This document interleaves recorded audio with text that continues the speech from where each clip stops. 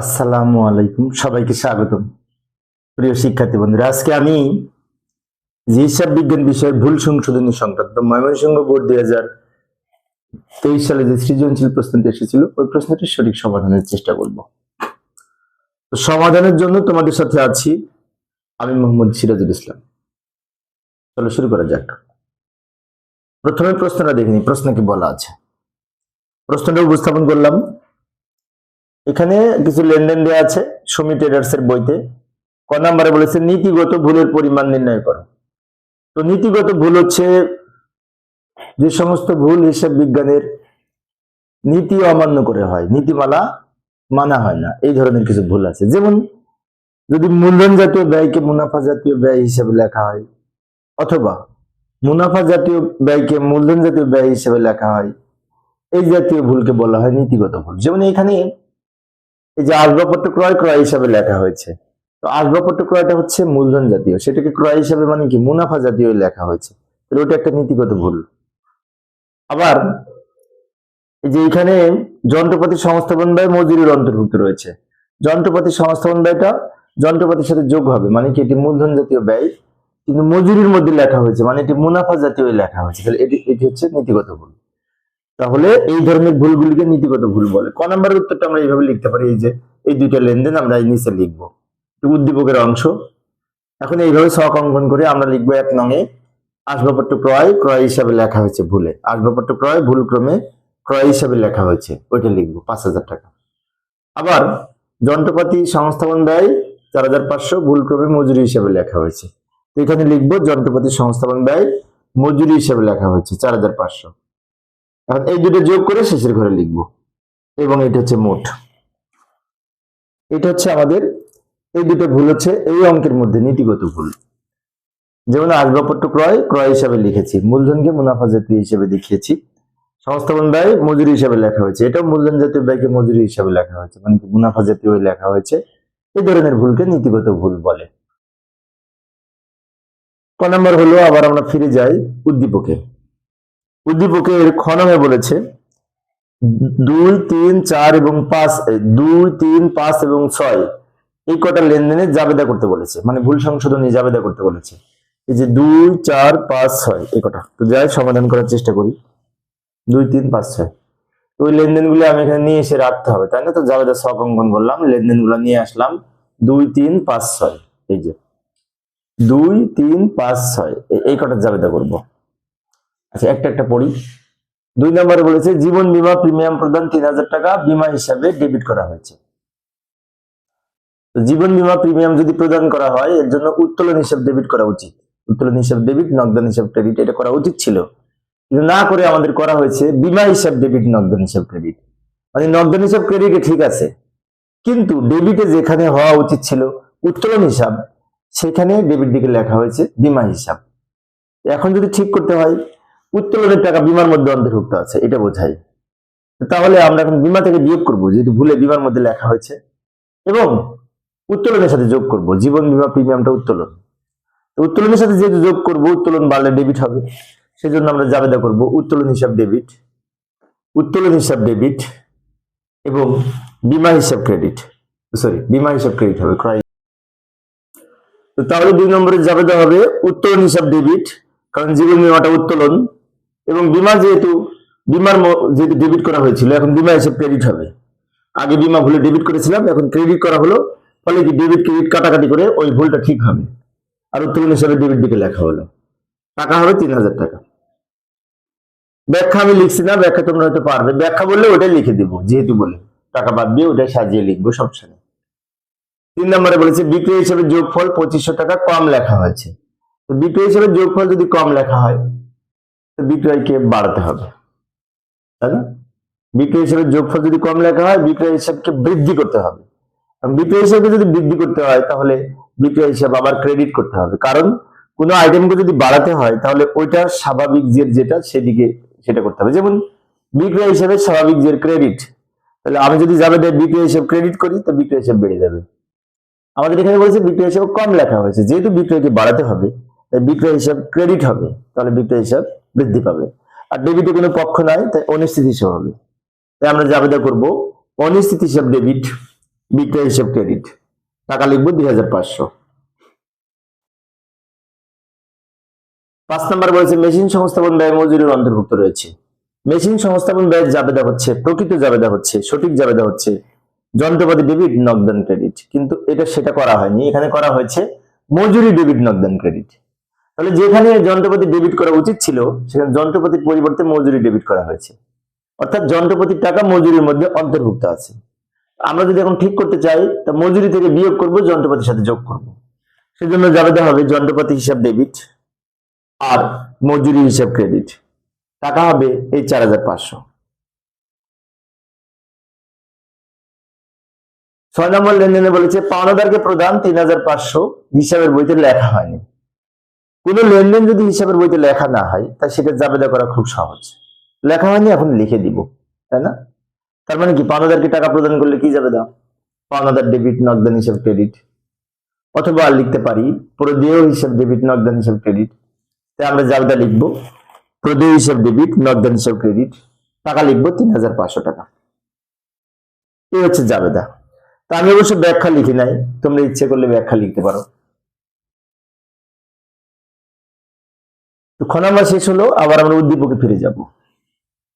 উদ্দীপকের গণনে কি বলেছিল লক্ষ্য করি, অনিশ্চিত হিসাবের ক্রেডিট জের 9500 টাকা ধরে অনিশ্চিত হিসাব তৈরি করো।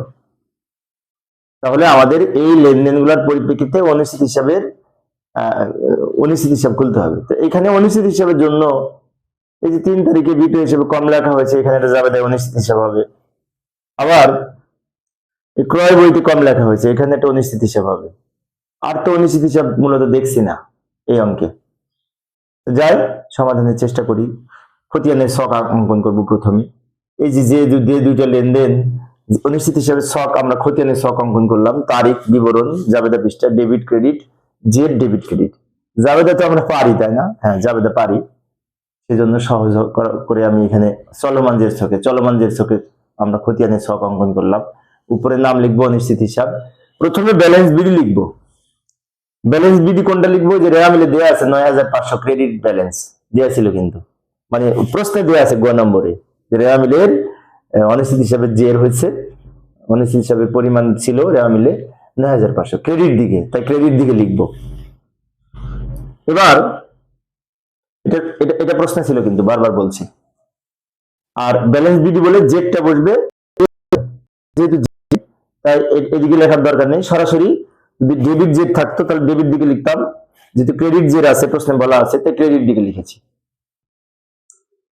উদ্দীপকের গ নাম্বারে কি বলেছে লক্ষ্য করি। এই যে উদ্দীপকের গ নাম্বারে বলেছে অনিশ্চিত হিসাবের ক্রেডিট জের 9500 টাকা ধরে অনিশ্চিত হিসাব তৈরি করো, অর্থাৎ অনিশ্চিত হিসাবের ক্রেডিট জের 9500, এই টাকাটা ধরে আমাদের অনিশ্চিত হিসাব যদি তৈরি করতে হয় তার মানে আমাদের অনিশ্চিত হিসাবের একটা খতিয়ান করতে হবে। সেই খতিয়ানে প্রথমে এই জেডটা লিখবো, তারপরে এই লেনদেন থেকে কোনগুলি আসে দেখবো আমরা। লেনদেন থেকে যেমন এই যে বিক্রয় বইতে কম লেখা, বিক্রয় হিসাবে কম লেখা হয়েছে, এখানে অনিশ্চিত হিসাবের একটা জাবেদা হবে। আবার এই যে এই পুরাতন আসবাবপত্র বিক্রয় 6500, এখানে আসবাবপত্র হিসাবে এই কম লেখা হয়েছে, তাহলে এখানেও একটি অনিশ্চিত হিসাব হবে। আর অন্যান্য যে সমস্ত লেনদেনগুলি আছে, এখানে যেমন ক্রয় বহির যোগফল কম লেখা হয়েছে, ক্রয় বহি বলেছে, তাই এখানে অনিশ্চিত হিসাব হবে না। যদি ক্রয় হিসাব বলতো তাহলে অনিশ্চিত হিসাব হতো। যাই হোক, দুইটা লেনদেন আছে অনিশ্চিত হিসাব সম্পর্কিত, এই দুইটা লেনদেনের সাথে সমন্বয় করে আমরা এখন অনিশ্চিত হিসাব তৈরি করব। খতিয়ানের ছক অঙ্কন করব প্রথমে। এই যে খতিয়ানের ছক অঙ্কন করলাম, চলমান জের ছকে খতিয়ানের ছক অঙ্কন করেছি, তারিখ বিবরণ জাবেদা পৃষ্ঠা, ডেবিট ক্রেডিট, জেড ডেবিট ক্রেডিট। চলমান জের ছকে তো আমরা ছক অঙ্কন করতে পারি নিশ্চয়, এটা তো নবম শ্রেণী থেকে আমরা শিখতে শিখতে আসতে চাই না, নিশ্চয় পারি। প্রথমে ওই যে প্রশ্নে যেটা ছিল ক্রেডিট উদ্বৃত্ত এই অনিশ্চিত হিসাবের 9500, ওইটা লিখবো। কোথায় লিখবো? ব্যালেন্স বিডি বলে, যেহেতু উদ্বৃত্ত, উদ্বৃত্তের ঘরে ক্রেডিট দিকে লিখবো। যদি ডেবিট উদ্বৃত্ত থাকতো তাহলে আমরা ডেবিট দিকে লিখতাম, সরাসরি জেরের ঘরে লিখবো। আচ্ছা, এবার এই দুইটা লেনদেন ছিল, সব লেনদেনের সাথে অনিশ্চিত হিসাব নাই যুক্ত, এই দুইটা লেনদেন শুধুমাত্র অনিশ্চিত হিসাবের সাথে যুক্ত। এখানে বলেছে বিক্রয় হিসাবের যোগফল 2500 টাকা কম লেখা হয়েছে। এটার জন্য জাবেদা হচ্ছে, আমরা জাবেদা মনে করেছি কিছুক্ষণ আগে, যে অনিশ্চিত হিসাব ডেবিট, বিক্রয় হিসাব ক্রেডিট। বিক্রয়কে বাড়াতে হবে, তাই বিক্রয় হিসাব ক্রেডিট করতে হবে। কিছুক্ষণ আগে কিন্তু জাবেদা করেছি আমরা, ওই যে ওখানে জাবেদা করেছিলাম অনিশ্চিত হিসাব ডেবিট, বিক্রয় হিসাব ক্রেডিট। অনিশ্চিত হিসাব ডেবিট, বিক্রয় হিসাব ক্রেডিট, তার মানে কি, ওই জাবেদা থেকে যদি আমরা খতিয়ান করি, তাহলে অনিশ্চিত হিসাবে ডেবিট দিকে টাকা লিখবো, নাম লিখবো বিক্রয় হিসাব। বিক্রয় হিসাব নাম লিখে অনিশ্চিত হিসাবে ডেবিট দিকে টাকা লিখবো। কেন লিখলাম আরেকবার বলছি। এটার জন্য জাবেদা হচ্ছে অনিশ্চিত হিসাব ডেবিট, বিক্রয় হিসাব ক্রেডিট। তো অনিশ্চিত হিসাব যেহেতু ডেবিট, ডেবিট দিকে টাকা লিখলাম, আর বিপরীত নামটা হবে এখানে, উল্টা নাম বিক্রয় হিসাব। এখন আমরা জের করব। ক্রেডিট জের আছে 9500, এখানে ডেবিট হয়েছে কত, 2500। তাহলে ক্রেডিট থেকে ডেবিট বিয়োগ করে, ক্রেডিট থাকছে এখনো 7000 টাকা বেশি, তাই 7000 টাকা ক্রেডিট দিকে লিখবো, ক্রেডিট থেকে ডেবিট বিয়োগ হবে। এবার পরেরটা, পুরাতন আসবাবপত্র বিক্রয় 6500, আসবাবপত্র হিসাবে 5600 টাকা লেখা হয়েছে। এখানে 6 আগে ছিল, 5 পরে ছিল, ওখানে জাস্ট উল্টা হয়ে গেছে, 5টা আগে এসেছে, 6টা পরে হয়েছে, তাই না? কিন্তু আসবাবপত্র হিসাবে, এটার জন্য আমরা যদি ভুল সংশোধনী জাবেদা করি, তাহলে আমাদের নরমালি এই পুরাতন আসবাবপত্র বিক্রয় করলে কি জাবেদা, নগদান ডেবিট, আসবাবপত্র ক্রেডিট। আসবাবপত্র ক্রেডিট করা উচিত ছিল 6500, কিন্তু 6500 আসবাবপত্রতে ক্রেডিট করা হয়নি, আসবাবপত্রতে ক্রেডিট করা হয়েছে 5600। তার মানে কি, আসবাবপত্র হিসাবের ক্রেডিট দিকে কম লেখা হয়েছে। এই জন্য যেটুকু কম লেখা হয়েছে ওইটুকু আবার আসবাবপত্র হিসাব ক্রেডিট লিখবো, আর বিপরীত হবে অনিশ্চিত হিসাব, কারণ এটি একদিকের ভুল। তাহলে এটার জন্য ভুল সংশোধনী জাবেদা হবে এই অনিশ্চিত হিসাব ডেবিট, আসবাবপত্র ক্রেডিট 900 টাকা। তাহলে অনিশ্চিত হিসাব ডেবিট মানে কি, অনিশ্চিত হিসাবে ডেবিট দিকে টাকা লিখবো, নাম লিখবো আসবাবপত্র বলে, অনিশ্চিত হিসাবে ডেবিট দিকে টাকা লিখবো, এই দুইটার পার্থক্য 900 টাকা। তার মানে কি, আর অনিশ্চিত হিসাব ডেবিট, আসবাবপত্র হিসাব ক্রেডিট। যেহেতু অনিশ্চিত হিসাব ডেবিট হচ্ছে, তাই অনিশ্চিত হিসাবে ডেবিট দিকে টাকা লিখবো, নাম লিখবো আসবাবপত্র। আবার জের করব। এখানে ক্রেডিট জের ছিল 7000, ডেবিট হলো 900, তাহলে ক্রেডিট থেকে ডেবিট বিয়োগ করে 6100 টাকা ক্রেডিট জের থাকবে। এই পর্যন্ত শেষ। তো 4 মার্কসের জন্য এই উত্তরটি একটু ছোট হয়ে গেছে, তাই না? কিছু করার নাই, বোর্ডে যেহেতু দিয়েছে সমাধান করতে হবে। যাই হোক, আর একটু বড় হলে ভালো হতো, মানে আরো কয়েকটা লেনদেন এখানে থাকলে ভালো হতো আর কি, কমপক্ষে 4টা লেনদেন থাকলে সবচেয়ে উত্তম হতো। তো আশা করি এখন তোমরা পারবে।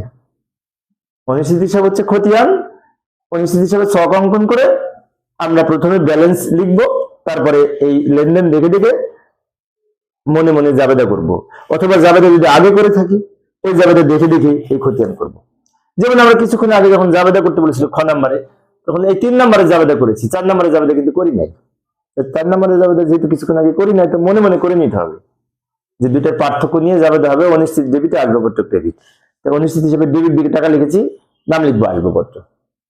মনে মনে জাবেদা করে নিতে হবে, যদি জাবেদা না করে খতিয়ান করতে বলে। এটা তোমরা জানি, তাই না? প্রিয় শিক্ষার্থী বন্ধুরা, এই ছিল আজকের আলোচনা। আমি শিক্ষার্থীদের অনুরোধে অল্প অল্প করে আলোচনা করি, একটা করে প্রশ্ন, যাতে শিক্ষার্থীরা বোরিং ফিল না করে। পরের ক্লাসটি দেখার আমন্ত্রণ রইল। খোদা হাফেজ।